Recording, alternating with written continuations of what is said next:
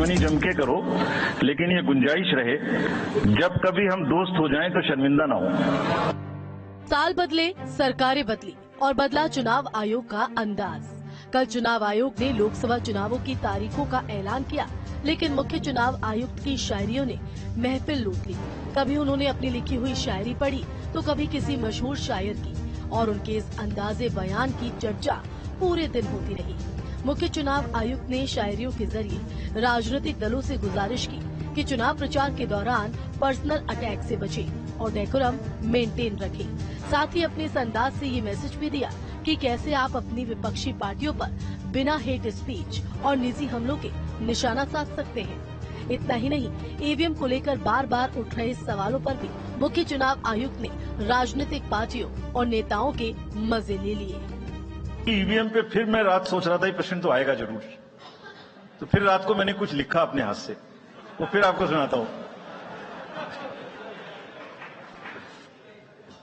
अधूरी हसरतों का इल्जाम, अधूरी हसरतों का इल्जाम हर बार हम पर लगाना ठीक नहीं।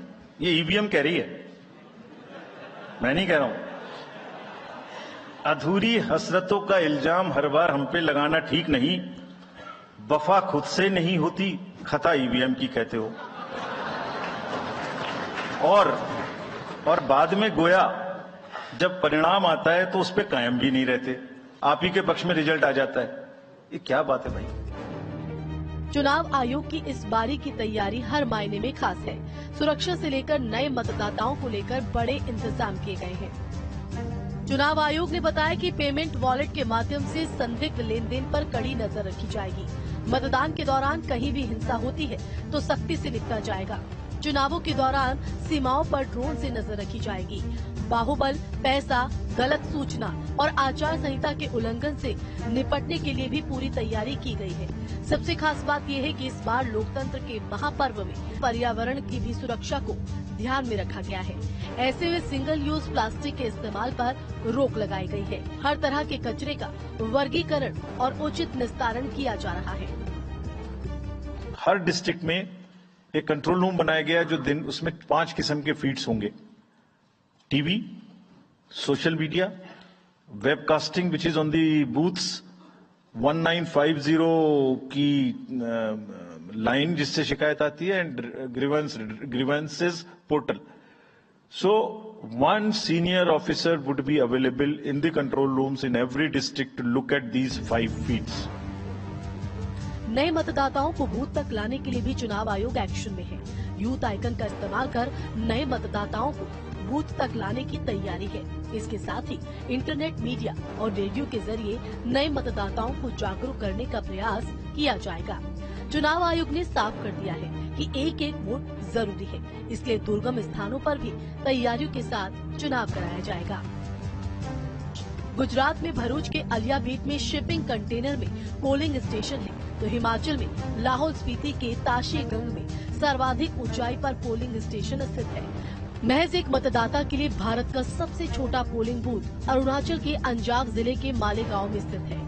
बस्तर के चांदामेटा में पहली बार वोट डाले जाएंगे। इसके साथ ही केरल के वायनाड स्थित अभयारण्य में भी पोलिंग स्टेशन बनाए गए हैं।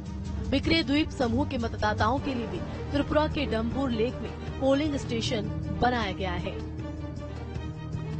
चुनाव आयोग अपनी पूरी तैयारी के साथ चुनाव कराने में जुट गया है। हालांकि देश में चुनाव आयोग और ईवीएम पर विपक्ष लगातार सवाल उठाता रहा है, लेकिन जब जब इलेक्शन कमीशन के इतिहास के बारे में बात होती है तो एक शख्स का जिक्र बार बार होता है। उनका नाम है टीएन शेषन, जिन्होंने भारत में होने वाले चुनाव की दशा और दिशा दोनों बदल दी। शेषन के बारे में कहा जाता है कि अपने कार्यकाल के दौरान कई नेताओं से टक्कर ली और किसी का हस्तक्षेप पसंद नहीं किया।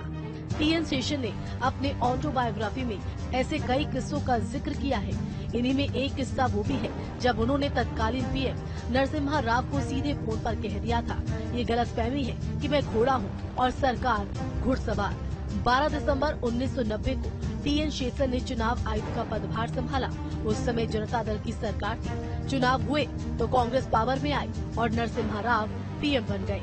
अपनी autobiography through the broken glass में टीएन शेषन ने जिक्र किया है कि जब कानून मंत्री विजय भास्कर ने संसद में पूछे जा रहे सवालों का जवाब देने के लिए चुनाव आयोग से कहा तो टीएन शेषन ने इसका विरोध किया। शेषन ने साफ शब्दों में कहा कि चुनाव आयोग सरकार का विभाग नहीं है। ये मामला जब तत्कालीन पीएम नरसिम्हा राव के पास पहुंचा और रेड्डी ने उनके सामने ही शेषन से कहा कि आप सहयोग नहीं कर रहे हैं, तो शेषन ने दो टूक कहा कि मैं चुनाव आयोग का प्रतिनिधित्व करता हूं, कोई कोऑपरेटिव सोसाइटी नहीं हूं। यही नहीं, किताब में शेषन ने लिखा कि उन्होंने अपने पीएम से यहाँ तक कह दिया था कि अगर मंत्री का यही रवैया रहा तो मैं इनके साथ काम नहीं कर सकता। अब बात एक और पूर्व इलेक्शन कमिश्नर की। जिस तरह शेषन को नेताओं से अल्सेशन की उपाधि मिली हुई थी, उसी तरह इन्हें मिनी शेषन या छोटा शेषन कहकर बुलाया जाता था। हम बात कर रहे हैं भारत के 12वें chief election commissioner JM Lyngdoh की। राजनेताओं के खिलाफ कमर कसकर निष्पक्ष और बेदाग चुनाव कराने के लिए चुनाव आयोग में जिस कड़े तेवर की शुरुआत टीएन शेषन ने की, उसे लिंगदोह ने और मजबूत किया, लेकिन अपनी एक खास शैली में। शायद ही कभी किसी मुख्य चुनाव आयुक्त के खिलाफ राजनीतिक मोर्चे से इतनी आग उगली गई होगी, इतनी की उसके धर्म तक को निशाना बनाया गया। लेकिन लिंगदोह ने बिना कुछ खास प्रतिकार किए अपने काम में कोई कोताही नहीं बरती। जम्मू कश्मीर में सफल चुनाव कराना भी लिंगदोह की एक बड़ी उपलब्धि मानी जाएगी। अंतर्राष्ट्रीय बिरादरी के सामने जम्मू कश्मीर में सफल चुनाव कराकर लिंगदोह ने भारतीय लोकतंत्र का लोहा मनवाया। लिंगदोह के कार्यकाल में जितने भी चुनाव हुए उनमें हिंसा तो कम हुई, निष्पक्ष चुनाव के भी मानदंड स्थापित हुए। चुनाव से पहले हर इलाके का खुद दौरा कर वहां की नौकरशाही से लेकर राजनेताओं को सबक सिखाने की उनकी शांत मगर दृढ़ कोशिश ने भारतीय लोकतंत्र में एक नया प्रतिमान स्थापित किया। Team news state. 19 अप्रैल को पहले चरण के लिए वोटिंग होगी, लेकिन पिछले लंबे समय से पूरे देश में राजनीतिक दल अपनी जमीन तैयार करने में जुटे थे और एक तरफ बीजेपी, दूसरी तरफ एक साथ आई विपक्षी पार्टियां। लेकिन चुनाव आते आते कुछ राज्यों में चुनावी समीकरण बदल गए, जिसके बाद चुनाव और भी ज्यादा रोचक होता नजर आ रहा है।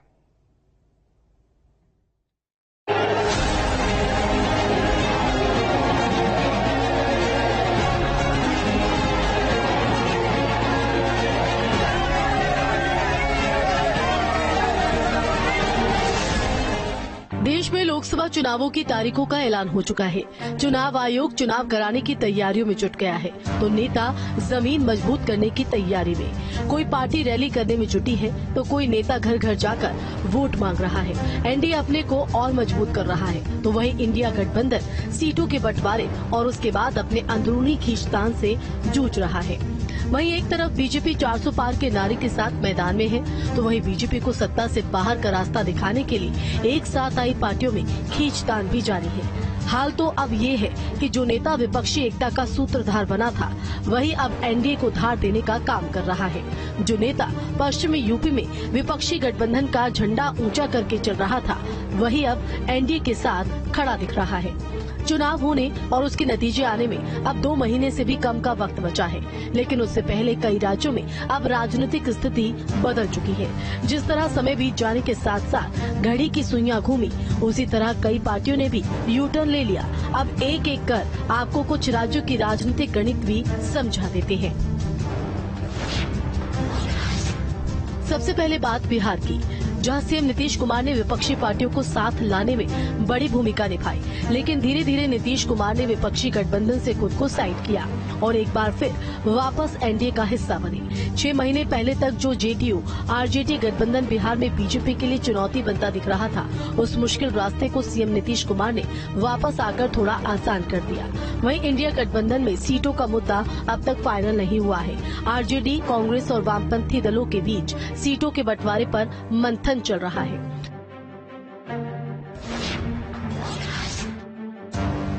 अब बात दिल्ली से सटे हरियाणा की। हरियाणा में हाल ही में मनोहर लाल खट्टर के नाम के आगे पूर्व मुख्यमंत्री लग गया।